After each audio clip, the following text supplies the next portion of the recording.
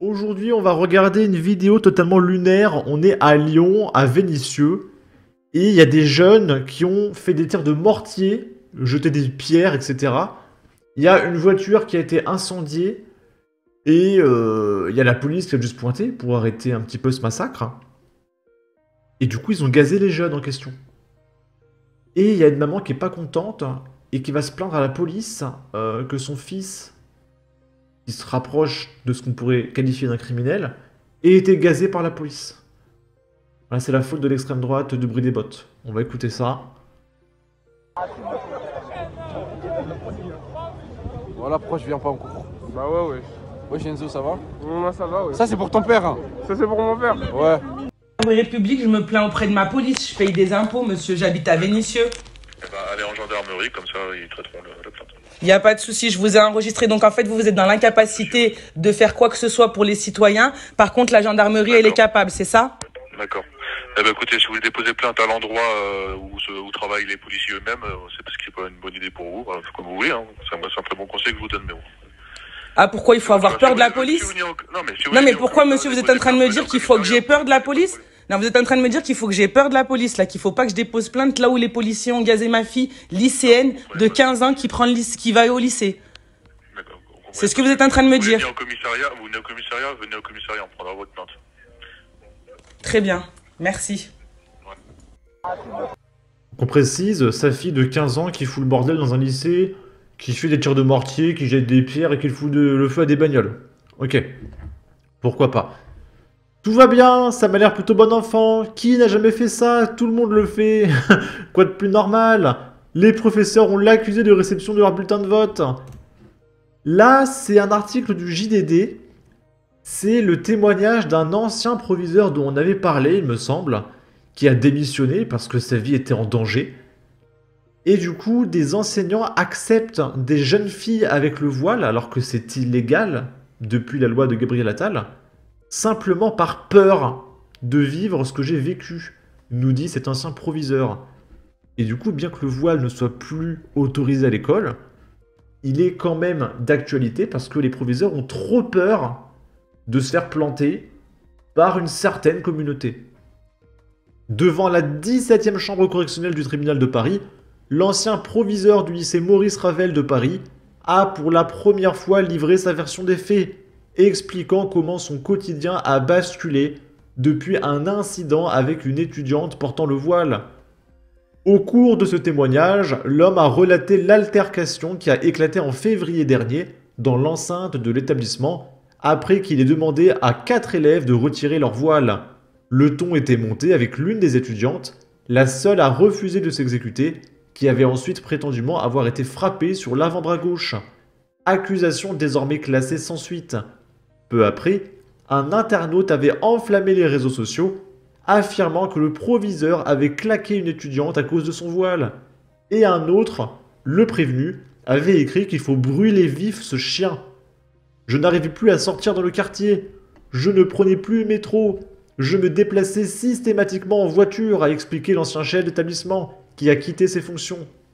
Le point de bascule est survenu lorsque des slogans menaçants, tels que « on va te couper la tête », sont apparus devant le lycée, faisant écho à l'assassinat de Samuel Paty. C'est pour ça que je me suis mis en retrait, pour ma sécurité, mais aussi pour la sécurité des personnels et des élèves du lycée, a-t-il déclaré à l'audience. Le proviseur a ensuite conclu, en partageant les craintes de ses collègues, expliquant qu'une collègue principale lui a raconté que des enseignants acceptaient que des jeunes filles portent le voile lors de sorties scolaires parce qu'ils ne voulaient pas qu'il leur arrive ce que j'ai vécu. 1 an de prison avec sursis requis, donc rien. Le prévenu, âgé de 27 ans, a reconnu la gravité de ses actes et a présenté de nouveau ses excuses. Au moment où j'ai posté ce message, je n'avais pas conscience de sa portée et de ses conséquences. J'avais entendu parler de l'affaire de Samuel Paty, mais je ne savais pas que c'était suite à des messages sur les réseaux sociaux, a-t-il affirmé. Son avocat a plaidé la relaxe, insistant sur le fait que son client, malgré la violence de ses propos, n'avait pas l'intention de provoquer un acte réel. Le ministère public, et écoutez bien, a requis 1 an de prison avec sursis, donc rien, affirmant qu'il n'est pas acceptable que la peur soit du côté des enseignants. Donc ça veut dire que l'acte est inacceptable et en conséquence, tu n'auras rien. Alors je comprends pas trop le délire. Et du coup, l'avocat du proviseur a dénoncé des faits d'une extrême gravité dans un contexte d'atteinte à la laïcité. La décision sera rendue le 18 novembre. Ensuite, on va aller dans une prison française. C'est Ben le Patriote qui va nous en parler, c'est pas une blague. Il y a des prisonniers donc, qui ont tué des gens. Parce que la prison, en France, pour y aller, il faut faire des dingueries. Hein. D'accord? Parce que le mec là, qui a menacé de découper la tête du prof, il va pas en prison. Donc vous comprenez bien que les prisonniers qu'on voit là, ce sont des fous furieux. Il faut être un psychopathe pour aller en prison en France, hein, vraiment. Et les mecs, ils font grève. Ils veulent plus aller en cellule, hein, parce que c'est trop compliqué, la prison française. Des détenus qui refusent de rentrer dans leur cellule. Donc là, on a des prisonniers qui font grève. Oh non, nous, on veut plus retourner dans nos cellules. Bon, vu qu'on est en France, on va écouter pourquoi. La prison de Nîmes est l'une des plus peuplées de France. Les détenus ne supportent plus d'être enfermés à 3, voire 4 dans 10 mètres carrés. Ah, mais fallait le dire, les gars, que vous étiez trop serrés dans la prison. Ah, c'est vrai que 4 personnes dans 10 mètres carrés, c'est un peu serré. Et c'est pour ça qu'aujourd'hui, on va pas en prison pour rien en France. On va en prison quand on commence à faire des très très grosses conneries. Mais ce pays est merveilleux. Même en prison, ils se plaignent. La seule solution pour pas être 4 dans 10 mètres carrés, c'est de pas y aller. Et s'il y a jamais eu autant de prisonniers en France, c'est qu'il y a jamais eu autant de délinquants en France, de racailles en France. À mon goût, on vous écoute trop en prison. On prend trop soin de vous, en fait. On est trop à votre écoute. Peut-être que bientôt, ils vont se plaindre parce que la bouffe n'est pas bonne en prison. J'en sais rien, moi. C'est bizarre. Je n'arrive pas à avoir de la peine pour ce genre d'individus. Peut-être que je n'ai pas de cœur. Il y a tellement de personnes qui souffrent en France et qui, eux, bossent tous les jours. C'est pas moi qui vais vous plaindre. Et plus il y aura de monde qui feront des conneries, plus vous serez serrés dans les prisons. Et si vous êtes dans les prisons, c'est qu'on n'a pas besoin de vous pour vivre tous ensemble. Et il y a une petite pub. Et bah allez faire un séjour dans les prisons au Venezuela et vous allez vite savoir qui est le patron là-bas. Qui sait bientôt, ils auront bientôt un délégué syndical. Tu es en prison, tu n'es pas dans un hôtel 5 étoiles, c'est que tu as mérité la casse-prison. La blague, il n'y a qu'en France que tu verras ça.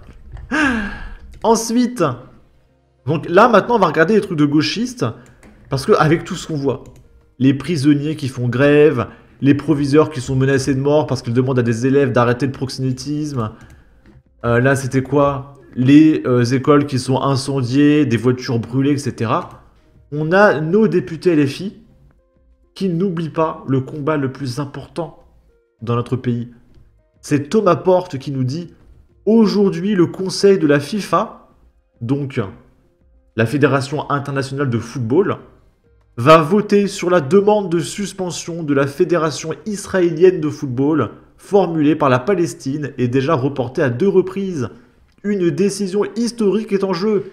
D'après un rapport adressé à la FIFA en mars dernier, au moins 92 footballeurs palestiniens ont perdu la vie et l'ensemble des infrastructures sportives de Gaza sont aujourd'hui en ruine. Parce qu'elle doit assumer son rôle dans la géopolitique mondiale, la FIFA doit prendre ses responsabilités et suspendre Israël de ses compétitions internationales. Donc voilà, c'était très important de saisir la FIFA pour interdire l'équipe de football israélienne. Ça, c'est un vrai combat en France, bordel. Votez pour Jean-Luc Mélenchon. Et là, c'est des journalistes italiens qui se sont rendus à Paris pour faire un reportage pour montrer au monde entier à quel point Paris est une ville absolument formidable. Parce que si vous aviez des doutes, eh bien sachez-le, on est déjà une honte internationale. Et on a des journalistes étrangers qui viennent chez nous pour montrer dans leur pays d'origine à quel point notre pays est un dépotoir, ok? Et du coup, ces journalistes italiens arrivent et ils se font censurer par la mairie de Paris.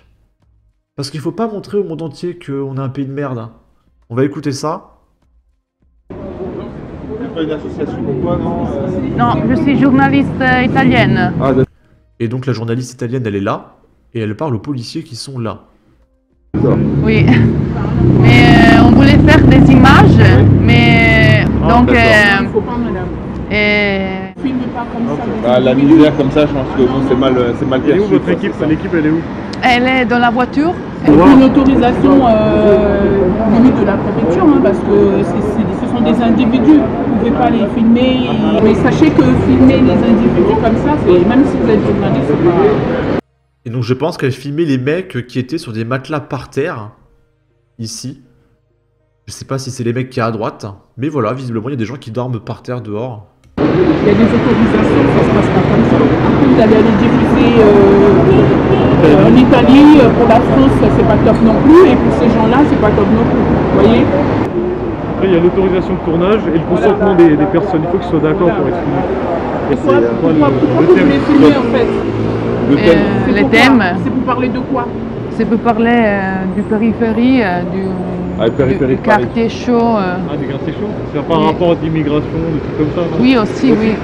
Ça, il fallait une autorisation, madame. Ça, il fallait voir avec la préfecture ou aller voir au commissariat ce qu'ils peuvent vous proposer, au commissariat de police. Ah, ça aussi. Parce qu'on n'arrive pas comme ça. C'est comme si on venait en Italie, les dessous de l'Italie, on est en train de filmer pour après venir en France les diffuser. C'est un peu mal vu, non? Oui, mais c'est en fait, c'est les droits des Après, journalistes, oui, hein, mais, c'est tout le monde ça. Du coup, vous ne viendrez pas nous demander, en fait. Vous le feriez... Non, parce que la route, c'est public, non? Oui, c'est pour ça que je vous ai dit, si vous marchez pour le pays, mais si vous vous arrêtez pour des points comme ça... Donc les journalistes pour filmer, ils doivent demander une autorisation ici en France. Je ne pense pas moi, donc demandez est-ce que vous avez le droit ou pas De filmer. Dans la rue. De filmer ou comment filmer, etc. Enfin, moi, je ne connais pas, c'est votre travail. Je dois demander une autorisation pour faire mon travail, donc c'est un peu trop, hein, je pense. Si on va limiter les journalistes... Vous êtes combien, madame? Vous êtes combien? On est en 3.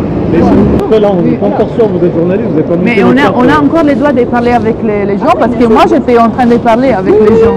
Normalement, il faut montrer une carte de journaliste aussi, d'accord? On vient vers oui, vous, je l'ai dans les voitures. Bah voilà, non, on sait pas.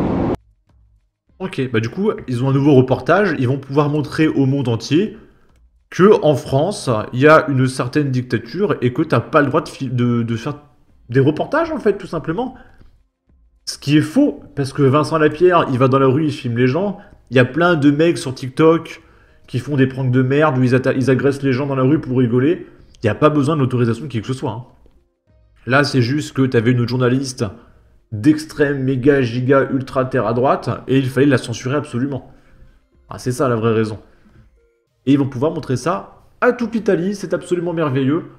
En tout cas, n'hésitez pas à donner votre avis, à partager, liker, commenter, ça aidera au référencement de la vidéo sur YouTube. Abonnez-vous, suivez-moi sur Twitter, prenez soin de vous, salut!